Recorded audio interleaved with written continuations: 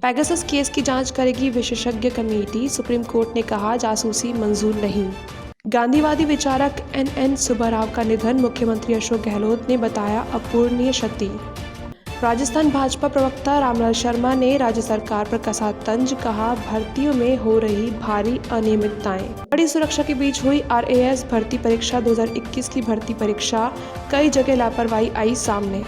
Pegasus जासूसी मामले की स्वतंत्र जांच के लिए सुप्रीम कोर्ट ने आदेश जारी कर दिया है। इसके तहत शीर्ष अदालत के 3 सदस्यीय विशेषज्ञ कमेटी का गठन किया है।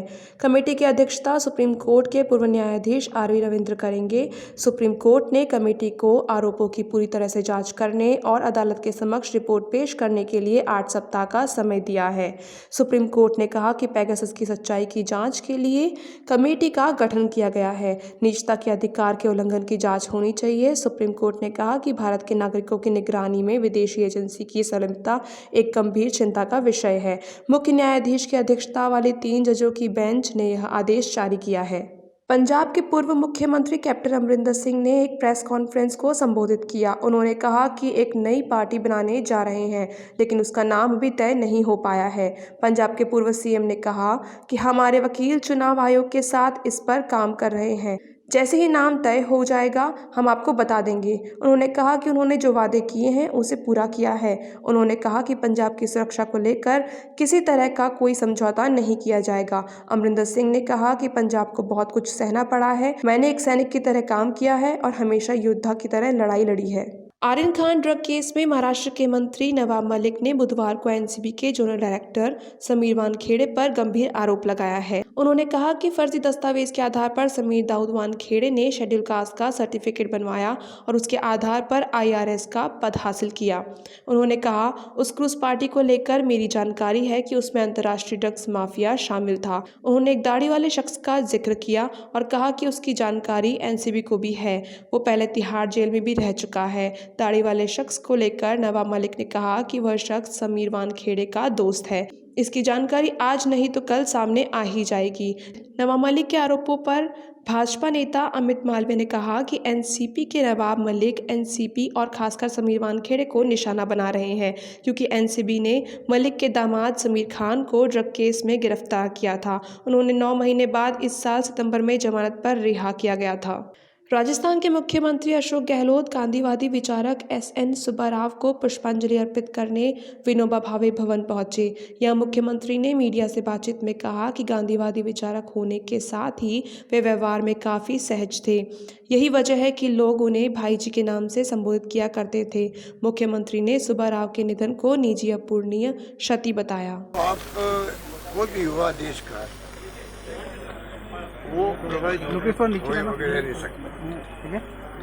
इस प्रकार की के गीतों के अंदर जो भावना है, देश प्रेम की भी है, युवाओं को प्रेरित करने वाली भी है। आपस प्रेम, भाईचारा, मोहब्बत रहे,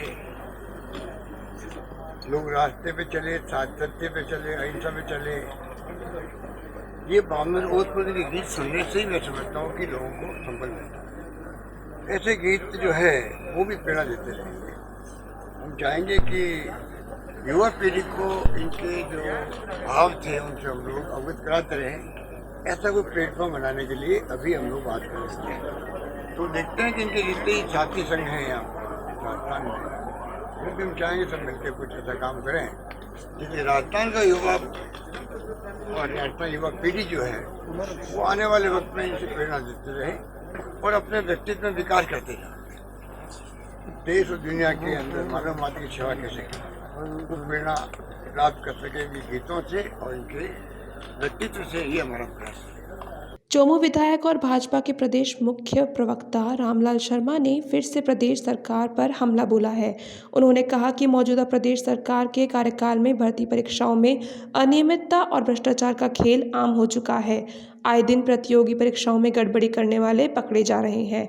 वहीं उन्होंने कहा कि प्रदेश में बढ़ते अपराध के चलते आमजन इस दहशत के अंदर है कि वह घर में सुरक्षित वापस लौटकर आएंगे या नहीं। सरकार सिर्फ चुनावों की रणनीति बनाने, अपनी सरकार बचाने और चुनाव प्रचार में ही लगी हुई है। वहीं सरकार ने बिजली दरों में बढ़ोतरी नहीं करने की बात कही थी, लेकिन आज आमजन खुद को ठगा सा महसूस कर रहा है। राजस्थान सरकार की जन विरोधी नीतियों के विरुद्ध कल 28 तारीख है और 28 तारीख को प्रातः 10 बजे गढ़ गणेश जी के मंदिर चौमू से सभी कार्यकर्ता एकत्रित होकर तहसील भवन तक हम जाने का काम करेंगे। ये हल्ला बोल सरकार की उन नीतियों के विरुद्ध है जो 2018 के चुनाव के अंदर उन्होंने वादा किया था। वादा इस बात का किया था कि राजस्थान के अंदर कांग्रेस की सरकार बनती है तो हम संपूर्ण कर्ज माफी करने का काम करेंगे। राजस्थान में अगर कांग्रेस की सरकार बनती है तो सरकारी पदों को भरने का काम करेंगे और यदि हम सरकारी पद नहीं भर पाए तो उन युवाओं को हम बेरोजगारी भत्ता देने का काम करेंगे। लेकिन राजस्थान की सरकार अपने किए गए वादों को मुकर चुकी है और आज राजस्थान प्रदेश की जो हालात है वो किसी से छुपे नहीं हुए। आरपीएससी की ओर से प्रदेश भर में आरएएस की प्री परीक्षा 2021 का आयोजन किया गया। प्रदेश भर में 2046 परीक्षा सेंटर पर करीब 6.5 लाख अभ्यर्थी इस परीक्षा के लिए पंजीकृत थे। राज्य सेवा में 363 और अधीनस्थ सेवा में 625 पदों पर भर्ती के लिए इस परीक्षा का आयोजन किया गया।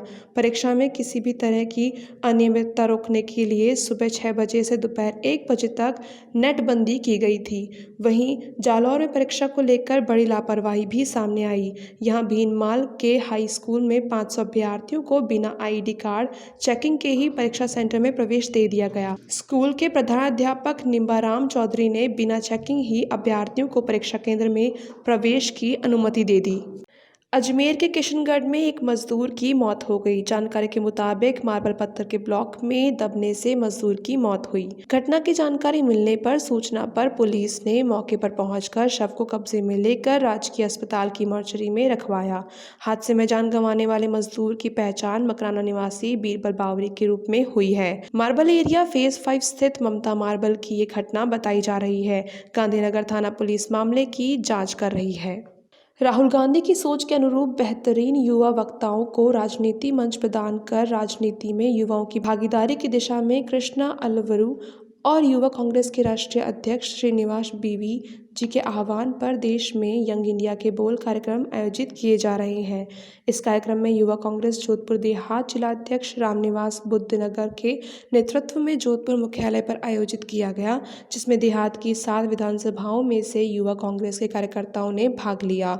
साक्षात्कार प्रतियोगिता में प्रतिभागियों को संबोधित करते हुए वरिष्ठ कांग्रेस प्रवक्ता अजय त्रिवेदी ने कांग्रेस का इतिहास बहुत पुराना है। कांग्रेस विचारधारा ने भारत देश बनाया है और देश को एक अखंड व सौहार्द भाईचारा बनाए रखने के लिए युवा कांग्रेस के सिपाहियों की आवश्यकता है और कांग्रेस महात्मा गांधी जी के बताए मार्ग का अनुसरण करती है और आगे भी निरंतर सत्य एवं अहिंसा के रास्ते चलते हुए कुशासित सरकार एवं धर्मनिरपेक्ष विरोधी लोगों से लड़ते रहेंगे। के तहत जोधपुर देहात युवा कांग्रेस की ओर से आज कार्यक्रम का आयोजन किया गया, जिसमें जिला प्रवक्ता व प्रदेश प्रवक्ता के लिए साक्षात्कार आयोजित किया गया, जिसमें जूरी मेंबर के रूप में प्रदेश प्रवक्ता व प्रभारी श्री सौरभ शर्मा जी और स्थायी जूरी में कांग्रेस के प्रवक्ता अजय त्रिवेदी जी, बलदेव बेनीवाल, रूबीना खान व जगदीश लोहार जी ने भाग लिया और इसमें जोधपुर जिले की 7 विधानसभाओं से लगभग 35 युवाओं ने भाग लिया और उन्होंने अपना उद्बोधन देके और साक्षात दिया गया, जिसमें महंगाई, बेरोजगारी व कोरोना में कुप्रबंधन और बेरोजगारी पे अपना उद्बोधन दिया और ये कार्यक्रम जोधपुर मुख्यालय पे आयोजित किया गया।